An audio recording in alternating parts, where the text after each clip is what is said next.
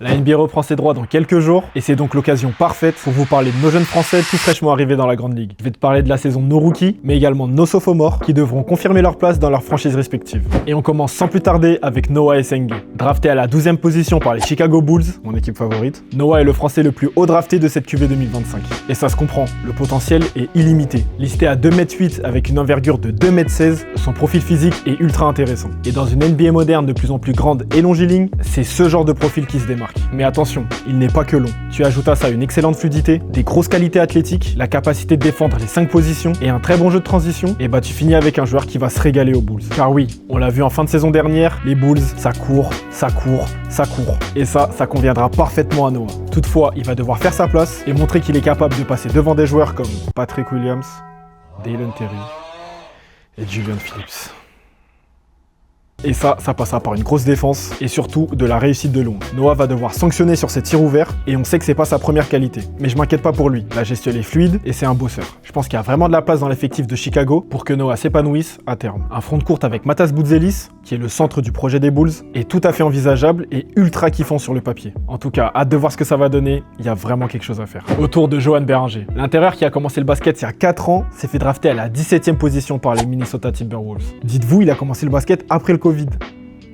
Et croyez-moi, je pense qu'on tient le style de cette draft. Encore un physique hors norme, 2,11 m et 2,26 m d'envergure. Le Français est un albatros sur le terrain. Doté d'une mobilité exceptionnelle pour sa taille et d'un gros moteur, Johan est projeté pour devenir la future encre défensive des Wolves en apprenant d'un certain Rudy Gobert. Véritable bijou à polir, Johan Beringer a encore beaucoup de choses à apprendre niveau basket. Mais ça tombe bien, le management et le staff le savent et lui accordent du temps et une totale confiance. D'autant plus que Minnesota est une équipe qui vise le haut de tableau à l'ouest, donc il n'y a aucune précipitation vis-à-vis du développement des jeunes. C'est vraiment le cadre idéal pour lui. En Summer League et en pré-saison, le 2006 nous a montré des choses vraiment intéressantes. Dès son premier match en Summer League, il bat le record de comptes de la compétition avec 7 contres, avant d'être détrôné plus tard par un autre joueur qu'on va évoquer plus loin dans la vidéo. Non, vraiment la France défensivement, on voit déjà tout le potentiel défensif du joueur, couplé avec de l'activité au rebond et une cible permanente dans les airs offensivement. À voir les minutes qu'il aura cette saison, mais c'est un projet long terme, donc pas de précipitation, doucement.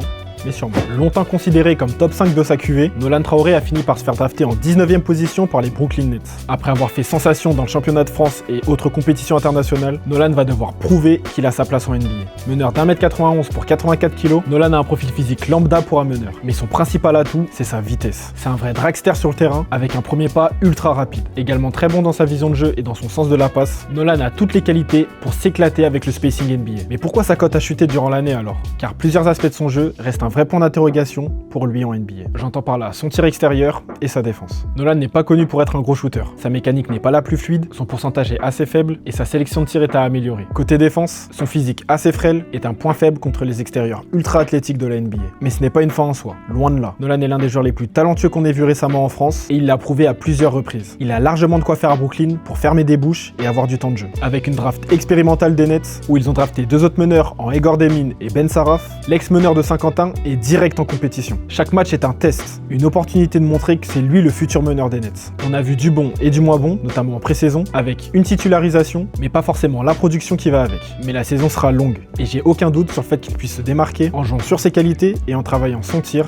et sa défense. On se concentre maintenant sur Noah Penda. Sélectionné au second tour de draft par le Orlando Magic, Noah Penda pourrait bien trouver sa place dans l'effectif de l'équipe floridienne. L'ancien du MSB, élu meilleur jeune du championnat français en 2025, est un beau bébé. 2,1 m pour 100 kg, le rapport taille, poids, puissance est monstrueux pour son âge. Joueur grave polyvalent sur le terrain, il peut être utilisé dans beaucoup de rôles différents. En Summer League et en pré-saison, on l'a autant vu monter la balle et jouer un rôle d'initiateur que jouer comme un petit 5 dans des line-up small ball. Projeté en tant qu'ailier, il pourra être décalé en 4 grâce à sa force physique qui compense son manque de taille. Très bon balle en main et intelligent, Noah commence déjà à séduire le staff d'Orlando et même un certain Paolo Banchero. Et ça, c'est une bonne chose, car d'une part, il solidifie sa place dans l'effectif, et d'autre part, Paolo Banchero est vraiment un joueur dont Noah peut s'inspirer. Certes, plus costaud, mais avec un jeu assez similaire, Noah doit tendre vers ce jeu d'ailier polyvalent, capable de tenir la balle pour exister en NBA. Et tout comme Paolo, la plus grosse interrogation sur le jeu de Noah, c'est son tir extérieur. On sait qu'il est capable d'en mettre, mais peut-il le faire avec efficacité? Peut-il le faire sans avoir la balle dans les mains? Ces questions seront centrales dans son développement. En tout cas, l'opportunité est réelle pour Noah. Il a vraiment l'air convoité dans cette franchise et il évoluera au quotidien avec des joueurs confirmés dans un cadre compétitif. Car oui, Cette saison, Orlando va faire très mal à l'Est. Light the beam! Nos amis de Sacramento ont sélectionné Maxime Reynaud à la 42e position de la draft 2025. Et là encore, c'est très bien tombé pour notre Français. Après avoir été l'un des meilleurs joueurs NCAA avec Stanford, avec une dernière saison à 20 points et 10 rebonds, l'intérieur de 2,16 m va faire des heureux en Californie. Dans une équipe où de grosses questions tournent autour du shoot à 3 points, c'est précisément la qualité première de Maxime. Excellent tireur de loin avec de bons pourcentages, Maxime peut direct devenir très important dans la rotation. Parce que désolé, mais DeRozan, Sabonis et NBA Schroeder, niveau spacing, c'est pas trop ça. J'ai dit NBA Schroeder. D'autant plus qu'ils ne pourront pas compter sur Keegan Murray, qui s'est blessé au pouce et qui manquera le début de saison. Là encore, c'est une belle opportunité à saisir au poste 4 pour Maxime. Un poste qui manque clairement de profondeur à Sacramento. Maxime est dans le mood des intérieurs nouvelle génération, c'est-à-dire mobile, capable de shooter, avec un bon handle, le tout en gardant les fondamentaux du jeu intérieur. Un bon jeu au poste, un bon poseur d'écran et un bon rebondeur. Ce qu'il faudra surveiller chez Maxime, c'est la défense. Malgré sa taille, la protection de cercle n'est pas son fort, notamment par son manque de qualité athlétique. Les objectifs de la franchise sont moyens, ça vise le play-in. Donc les jeunes auront du temps de jeu pour se montrer cette saison. Dans une équipe de vétérans comme celle-là, il se fera les armes. Et il apprendra même de son joueur préféré, Domantas Sabonis. Direction la salle la plus mythique des États-Unis pour parler de Mohamed Diawara et les New York Knicks. Nous venons tout droit du championnat de France après une saison intéressante à Cholet. Mohamed Diawara a été drafté en 51e position par les Knicks.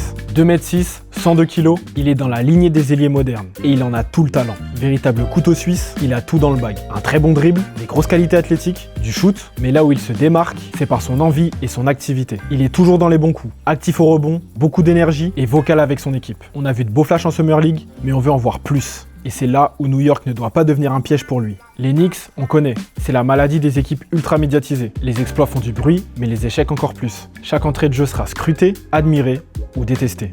Et dans une équipe qui, historiquement, ne développe pas les jeunes, Mo devra être vigilant et montrer qu'il est prêt tout de suite. Il y rejoint d'ailleurs un autre Français, Pacome Dadier, qui connaît très bien cette situation. Vraiment, sky is the limit pour Mo. Maintenant que je t'ai introduit les petits nouveaux de la NBA, revenons brièvement sur la situation de nos sophomores. On vient de l'évoquer, Pacome est toujours du côté des Knicks à l'heure où je tourne cette vidéo, mais ce n'est peut-être qu'une histoire de semaines avant que ça change. Drafté en 25e position en 2024, l'arrière de 2,6 m n'a eu que très peu de temps de jeu la saison dernière. Dans une équipe contender coachée par Tom Thibodeau, on s'en doutait, donc rien d'alarmant là-dessus. On l'a vu passer quelques têtes en G-League où il nous a lâché quelques gros matchs et nous a rappelé à quel point il est fort. Scoreur fou, il est capable de marquer de n'importe où grâce à sa grande taille et sa qualité de shoot. Avec l'arrivée de Mike Brown à New York, il y a un chemin où Pacome gagne des minutes, comme c'est déjà le cas en pré-saison où on lui donne l'occasion de se montrer. On sait que l'ancien coach des Kings fait jouer les jeunes et on sait qu'il aime le profil de Pacome. Il a d'ailleurs évoqué la progression du français par rapport à l'année dernière, mais également ses pistes d'amélioration, à savoir prendre conscience que c'est un joueur de grande taille et jouer comme tel. Pacome est un joueur vraiment talentueux, à voir désormais si son talent va exploser à New York ou ailleurs. Dans le top 6 de cette même draft 2024, on a vu un Français se faire drafter aux Charlotte Hornets. Ce Français, c'est Tidiane Salin. Après une saison rookie compliquée, Tidiane doit prouver qu'il a sa place en NBA. Choisi pour son physique longiligne de 2,6 m, ses qualités athlétiques et ses flashs d'ailier polyvalents, l'ancien Cholet a peiné à se montrer malgré 21 minutes de temps de jeu. Le step qu'il devra franchir cette saison, c'est l'agressivité et l'efficacité. Les pourcentages n'étaient pas au rendez-vous et ça s'explique en partie par un manque de percussion de la part de Tidiane. Vu son physique, il doit montrer qu'il est capable de faire beaucoup plus que prendre des tirs dans le corner et attaquer le cercle, ce qui le mettra en confiance et permettra de créer des décalages pour son équipe. La saison de Charlotte s'annonce faible en victoire, alors il faut en profiter pour devenir un titulaire indiscutable dans le roster. Maintenant, je vais vous parler de mon sosie. Alexar, pick 2 de la draft 2024, véritable licorne avec ses 2,13 m et ses moves d'arrière, nous a lâché une saison magnifique avec les Wizards. Après un début de saison poussif, Alex a pris un rythme jusqu'à finir 4e dans la course au rookie de l'année. Véritable menace en défense avec 1 contre ennemi par match, Alexar a montré qu'il était l'une des pièces majeures dans le futur des Wizards. Maintenant, manque plus que la confirmation. Dans un roster toujours aussi faible et sans concurrence à son poste, le frère d'Olivier doit être encore plus impactant, notamment en attaque, où on a vu de très belles choses comme sa capacité de tirer de loin, mais on veut qu'il appuie davantage sur son jeu intérieur. Et c'est d'ailleurs ce qu'il a travaillé cet été. Il a tout le potentiel pour devenir le leader de l'équipe dès la saison prochaine. À lui de nous le montrer. Et enfin, on termine avec le premier choix de la draft 2024, le meilleur jeune du championnat de France et d'Eurocup 2024, j'ai nommé Zaccharie Rizaché. À la différence d'Alexar, Zach a atterri dans une équipe avec des attentes, les Atlanta Hawks. Ce qui veut dire plus de pression et des résultats qui doivent se montrer plus vite. Et ça n'a pas manqué. Zach réalise une superbe saison rookie en devenant un membre à part entière du 5 majeur de Quinn Snyder. Encore un grand ailier de 2,7 m, c'est un véritable sniper de loin et un basketteur intelligent. Il comprend bien le jeu et fait souvent les bons choix. De plus, c'est un défenseur très solide qui va s'améliorer d'année en année. Le Français a quasiment coché toutes les cases pour sa saison rookie et n'était pas loin de gagner le titre de rookie de l'année derrière Stephen Castle. Mais qu'attendre de sa deuxième saison? Déjà Déjà, une saison au moins aussi bonne que la première, avec davantage d'agressivité, ce qui manquait par moments chez Zach, et un plus gros volume de tir. L'effectif des Hawks s'est largement renforcé cet été, dans l'optique de renouer avec les playoffs, dans une conférence Est vraiment faible. Et Zach est une pièce maîtresse de cet effectif. Avec l'arrivée de joueurs comme Nickeil Alexander-Walker ou encore Kristaps Porzingis, Reza Shea pourra se retrouver dans des 5 défensifs qui vont faire vivre un enfer aux attaques adverses. De l'autre côté, le retour de Jalen Johnson va lui créer encore plus d'espace pour jouer. La saison qui s'annonce est vraiment excitante pour lui, et je pense sincèrement que le succès des Hawks dépendra en grande partie du succès de Zachary. Et vous en pensez quoi? Je suis très curieux de savoir comment vous placez nos go-to guys pour la saison à venir. Merci d'avoir regardé, et on se retrouve bientôt.